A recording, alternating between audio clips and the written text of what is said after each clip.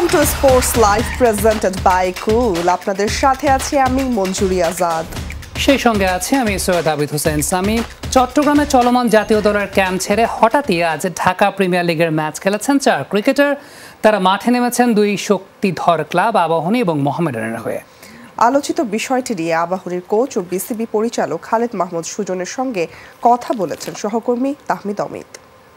প্রশ্নটা সবাই করতেছে যে ন্যাশনাল টিমের প্লেয়াররা ভাবতেছে আবাহনী কিভাবে খেললো, তারা মানে আসলো প্রসেসটা কি ছিল? যদি একদম আমি জানি না, to be very very honest, আমি কিছুই জানি না।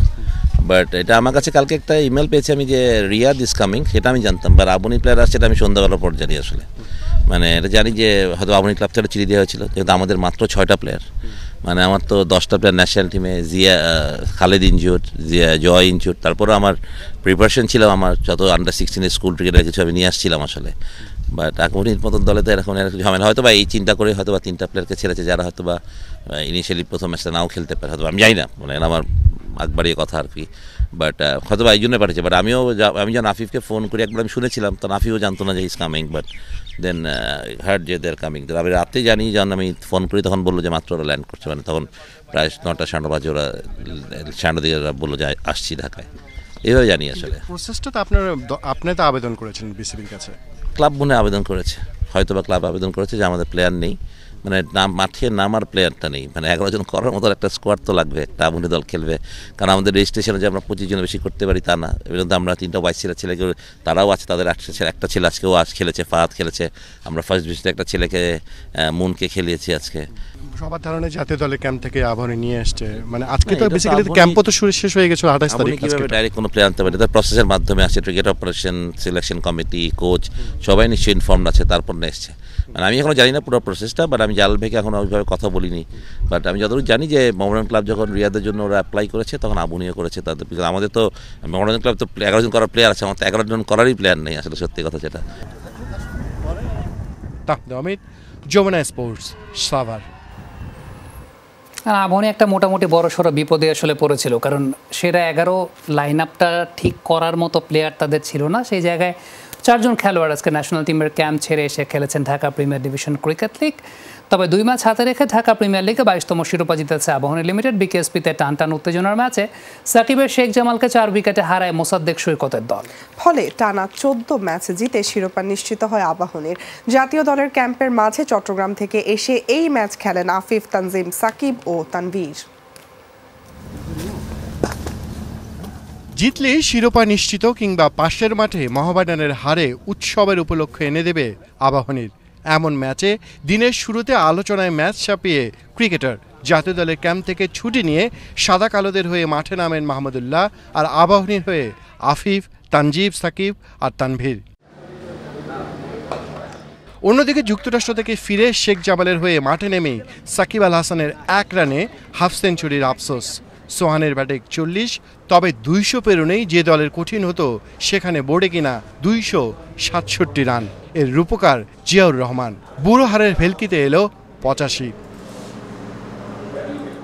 হাঁসফাঁস করা গরমে 268 লক্ষ্যটা মোটেই সহজ ছিল না আবাহনীর। শুরুতেই সেই সাকিবের আঘাত সেট হয়েও ইনামুল বিজয় থামেন 67-তে। তবে চট্টগ্রাম থেকে উড়ে আসা আফিফ এদিন আবাহনীর ধ্রুবতারা। এক প্রান্ত আগলে করেন 83 রান। তবে তখনও বিপদ কাটেনি। শেষ ওভারের রোমাঞ্চে তখন ম্যাচ।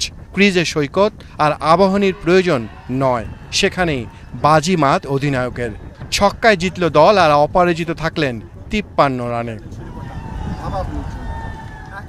ঢাকা প্রিমিয়ার লিগের 22তম শিরোপা জিতল আবাহনী, এবং আরও একবার মাঠে ক্রিজে থেকে মোসাদ্দেক হোসেন সৈকত জিতিয়ে আনলেন শিরোপাটা আবাহনীর জন্য। একই সঙ্গে এই ম্যাচে চট্টগ্রাম থেকে উড়ে এসে ব্যাটিংয়ে তাক লাগিয়ে দিয়েছেন আফিফ হোসেন ধ্রুব। সৈকত দাঁড়াতে পারছে না, যে রোদে খেলেছে সেটা আসলে কঠিন। তারপরেও সৈকত, লাকি চ্যাম্প ফর আবাহনী, 12 বছরের ক্যারিয়ার, 5ম শিরোপা। না, অবশ্যই লাকি চ্যাম্প কিছু না, টিম হিসেবে ভালো খেলতেছে, প্লেয়াররা সবাই পারফরমেন্স করতেছে, অবশ্যই ডিজার্ভিং চ্যাম্পিয়ন। মানে আবাহনী মানে আর ওঠার কতটুকু বাকি আছে?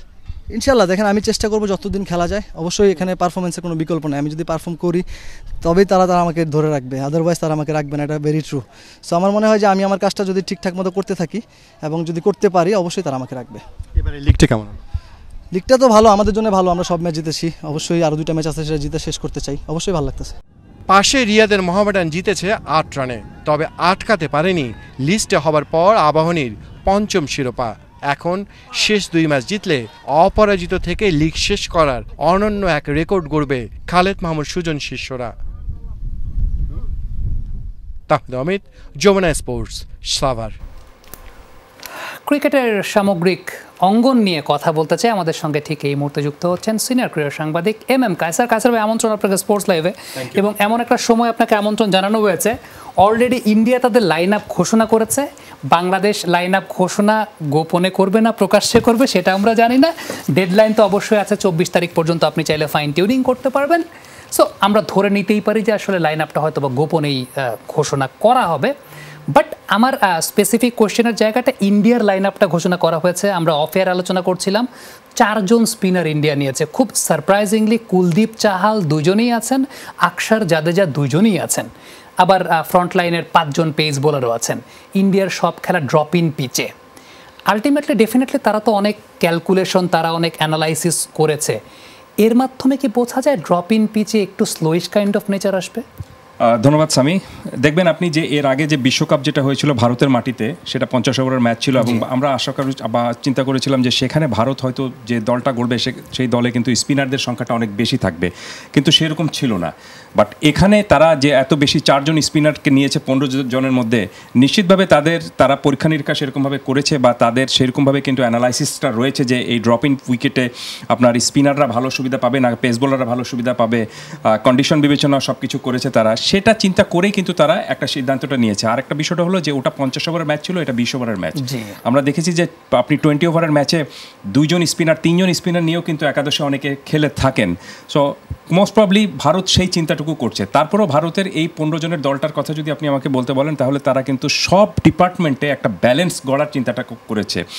অথচ আপনি দেখবেন যে আইপিএলে যেভাবে পারফরমেন্স করছেন পুরো দলটা, ভারতের অন্যান্য সবগুলো দলের খেলোয়াড়রা, তাতে নিশ্চিতভাবে কিন্তু সেখান থেকে 3টি দল তৈরি করা যায়, এত ভালো পারফরমেন্স তারা করছেন। সেখান থেকে বাছাই করে নেওয়াটা অনেক কঠিন একটা বিষয় ছিল, বাট সেই কঠিন বিষয়টা তারা খুব চমৎকার এবং সহজ কায়দায় করেছে। আই এম প্রিটি শিওর মঞ্জুরি বাংলাদেশের লাইন আপ নিয়ে কায়সার ভাইকে কোশ্চেনটা জিজ্ঞেস করবে, কিন্তু তার আগে আমার আরেকটা কোশ্চেন আছে রিলেটেড। সেটা হচ্ছে ইন্ডিয়াতে আইপিএল চলে কায়সার ভাই, বিগত অনেক বছর ধরে আইপিএল চলছে, যেটাকে বলা হয় বিশ্বের 1 নম্বর ফ্র্যাঞ্চাইজি লিগ। কিন্তু আইপিএল আসার পর ইন্ডিয়া কোনো বৈশ্বিক শিরোপা পায় নাই। এর কারণটা কি মনে, কম্বিনেশন তৈরি হয় না নাকি অধিক সন্ন্যাসীতে গাজন নষ্ট? প্রবলেমটা কি মনে হয়? না, সব সময় যে আপনি ওই আইপিএলকেই দোষ দেবেন তা কিন্তু না। হয়তো দেখা গেছে, এবং তারা কিন্তু সেই টুর্নামেন্টগুলোর একদম কাছাকাছি গিয়েছে, তারা কিন্তু সেমিফাইনাল পর্যন্ত গিয়েছে, অনেক কাছাকাছি গিয়েছে, কিন্তু এখন পর্যন্ত সেরকমভাবে পায়নি। বাট আমার মনে হয় না যে এটার সাথে আইপিএলের কোনো এসেন্স জড়িত রয়েছে। ম্যাক্সিমাম 15 জন দল করবেন এবং 3 জন আপনি বা 4 জন রিজার্ভ রাখার জন্য করবেন, কিন্তু 15 জন দলের জন্য 15 জনের জন্য যে দলটা গড়ার চিন্তাভাবনা নির্বাচকরা করছেন, সেখানে কিন্তু আপনি মানে ড্রামাটিক্যালি কোনো বদল আসছে না। আপনি দেখবেন যে যাদেরকে নিয়ে যারাই সাম্প্রতিক সময় খেলেছেন তারাই কিন্তু এই বিশ্বকাপ দলে কিন্তু থাকবেন, এবং সেটি আমার বিবেচনায় যে 7 জন ব্যাটসম্যান এবং 4 জন অলরাউন্ডার এবং 5 জন পেসার, 5 জন পেসার মানে সাইফুদ্দিনকে সহ 5 জন পেসার এবং 4 জন অলরাউন্ডার। আমি বলছি এই কারণে যে আপনি শেখ মাহাদি, মেহেদি, আপনি সাকিব আল হাসান এবং রিশাদ হোসেন লেগ স্পিনার যিনি, তাকেও আমি কিন্তু অলরাউন্ডার ইসের মধ্যে রেখেছি, এবং শুরুর দিকে 7 জন ব্যাটসম্যান। আপনি যদি নামগুলো জিজ্ঞেস করতে চান তাহলে আমি বলে দিতে পারি লিটন দাস, তামিম, শান্ত, তাহিদ হৃদয়, মাহমুদুল্লাহ রিয়াদ এবং আপনার মোস্ট জাকির আলী অনিক। এই নামটা কিন্তু এবার অনেক বেশি এসেছে যে টি-20তে, যে জাকির আলী অনিক যে টি-20তে যেরকম ভাবে একজন ব্যাটসম্যানের খেলা উচিত, সেই খেলাটা কিন্তু তিনি অন্তত যে কটা ম্যাচ খেলেছেন সেখানে কিন্তু দেখিয়েছেন।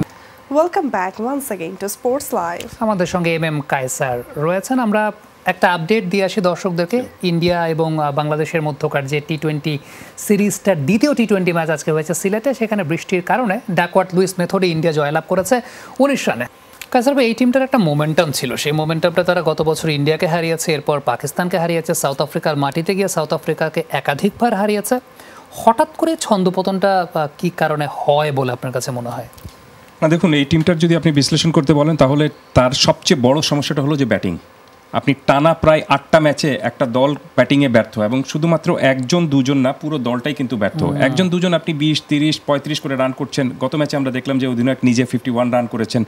আজকেও একজন ওপেনার ভালো রান করেছিলেন, ভালো রানের একটা পর্যায়ে ছিলেন। কিন্তু হয় কি যে টি-20তে শুধুমাত্র আপনি একজন ব্যাটসম্যান বা একজন ব্যাটার বা একজন ক্রিকেটার যদি রান করেন বা ভালো পারফর্ম করেন, তাহলে কিন্তু আপনি ম্যাচ জিততে পারবেন না। আপনার কিন্তু সাপোর্টিং রোলটা মাস্ট লাগবে। উদাহরণ হিসাবে আমি বেশি দূর যাব না, শুধু এবারের আইপিএলের কথাটা বলি। 500 রান করে হাইয়েস্ট স্কোরার রয়েছেন বিরাট কোহলি, কিন্তু তার দল রয়েছে কিন্তু আপনার বটমে একদম। সো বাংলাদেশেরও কিন্তু সেই সমস্যাটা হয়েছে যে প্রায় প্রত্যেকটা ম্যাচে একজন ব্যাটার ভালো করছেন কিন্তু তাকে সাপোর্ট কেউ দিতে পারছেন না। সো আপনার অন্তত যাদের ব্যাটিংয়ের মূল কাজ 3 থেকে 4 জন ব্যাটার যদি আপনার বড় রান করতে পারেন, তাহলে বাংলাদেশ ম্যাচে একটা ম্যাচ উইনিং টার্গেট একটা দাঁড় করাতে পারবে। কখনোই কিন্তু বাংলাদেশ ম্যাচ উইনিং টার্গেট দাঁড় করাতে পারেনি দেখেই আপনি প্রতিপক্ষ খুব সহজে ম্যাচগুলো জিতে নিয়েছে। সমস্যা সমাধানের একমাত্র উপায় সেটি হলো যে ব্যাটিংটা ভালো করতে হবে। ব্যাটিং সমস্যা, এই সমস্যাটা নিয়ে আসলে একটু কথা বলতে চাই যে নারী ক্রিকেট হোক বা পুরুষ ক্রিকেট, দুটোতেই আসলে ব্যাটারদেরকে নিয়ে কেন সমস্যা? আমরা ম্যাক্সিমাম টাইমে দেখেছি যে নেটে প্র্যাকটিসে খুব ভালো ব্যাট করে ব্যাটাররা, কিন্তু ঠিক মাঠে পারফরমেন্সটা হয় না। এটার কারণটা আসলে কি? ট্রেনিং বা ইন্ডিভিজুয়াল মেন্টাল স্টেট? প্রবলেমটা কি আসলে? অঞ্জলি, এখন সবচেয়ে বড় জিনিসটা হলো যে আপনি দেখবেন যে আপনি কিন্তু প্রত্যেক দিন ক্রিকেটে স্কিল আপনাকে নতুন নতুন করে কিন্তু অ্যাপ্লাই করতে হচ্ছে, এবং বোলাররাও কিন্তু নতুন নতুন করে আপনার একটা স্কিল দেখাচ্ছেন যেটা আপনাকে মোকাবেলা করতে হচ্ছে। ঠিক একই রকমভাবে ব্যাটাররাও কিন্তু তাই। সো আপনি আপনার পুরনো মান্ধাতা আমলের স্কিল নিয়ে যদি আপনি এখন ফেস করতে যান, তাহলে কিন্তু আপনি সামনে বেশি বাড়তে পারবেন না। সো আপনাকে প্রতিপক্ষর তুলনায় এগিয়ে থাকতে হলে অবশ্যই প্রতিপক্ষের স্কিলটাকেও টপকাতে হবে। সো এই স্কিলটা অনেক ইম্পর্টেন্ট একটা বিষয়। সো আশা করছি যে বাংলাদেশ দল, এখন আমি নেটে বাংলাদেশ দলের যে প্র্যাকটিস দেখেছিলাম, সেখানেও কিন্তু ব্যাটাররা কিন্তু সেরকমভাবে নতুন নতুন স্কিল যাতে আমদানি করা যায় বা নিজের স্কিল চালু করা যায় সেই চেষ্টাটুকু করছেন। সো মডার্ন ক্রিকেটের সাথে নিজেকে একটু খাপ খাইয়ে নিতে পারবেন। সো আশা করছি যে সামনের সময়টা ভালো যাবে। সেই আশাটাই আমরা সবাই করছি। কায়সার ভাই, থ্যাংক ইউ ভেরি মাচ আজকে সময় দেওয়ার জন্য আমাদেরকে। দর্শক, এই ছিল আজকের স্পোর্টস লাইভ। এতক্ষণ সাথে থাকার জন্য সবাইকে ধন্যবাদ। আল্লাহ হাফেজ।